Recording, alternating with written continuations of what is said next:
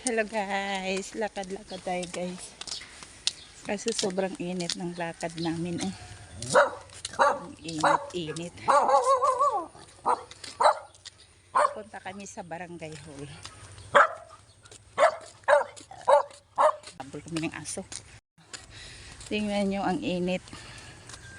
May mga baka pa doon. Dito kami dumaan sa may palayan para wala masyadong sasakyan. Sobrang init. Ayan, kasama ko ang pamangkin ko, si Lere. Init, hinihingal ako.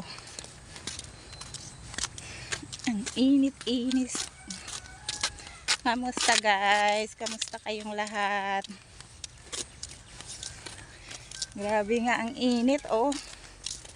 Ang init, oh. Tingnan nyo, oh. May nadaanan pa kaming may bulaklak. Ayan guys, oh. Kita ba? Ang ganda ng ano niya, oh.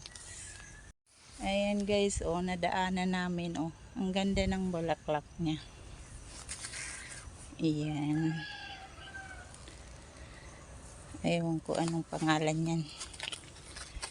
Ganda ng bulaklak niya. Ang ganda. Diba? Ang ganda ng mga bulaklak niya.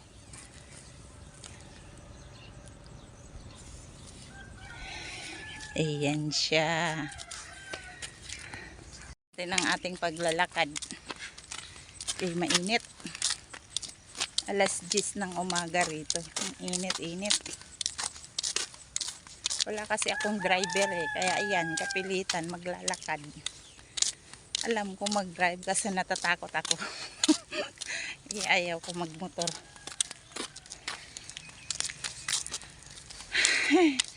Init.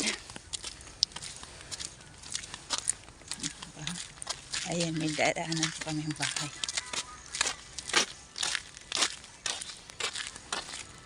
Grabe ang init. Bagong ligo. Tapos naglakad sa initan. Sayang lang.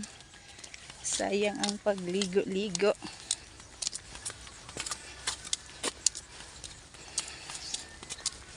Sa may kalsada. Palabas na doon. Ang ganda ng bundok, oh. Kulay green ng mga damo. Ang ganda-ganda ng kulay niya, oh. Umuulan na kasi lagi pag hapon.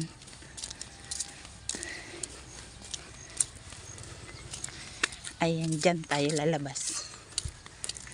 Dyan tayo lalabas.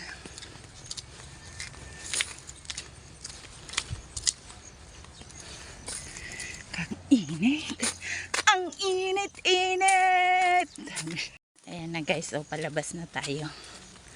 Sabay sigaw ng ang init-init. Kakahiya. Pagtitinginan tayo dito ng mga tao. Ayan, labas na tayo dyan.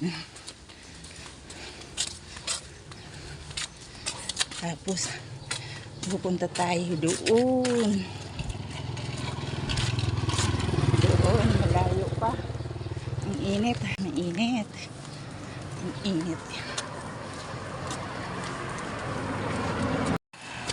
Ba, ang ganda ng mga bahay nila, oh. Pero walang mga tao yan. Yung mga bahay rito ang gaganda. Pero mga walang tao kasi mga nasa ibang bansa yung may-ari. Nagpapabahay lang sila rito tapos aalis. Ang init talaga. Grabe, pawis ko. Mamaya ulit guys.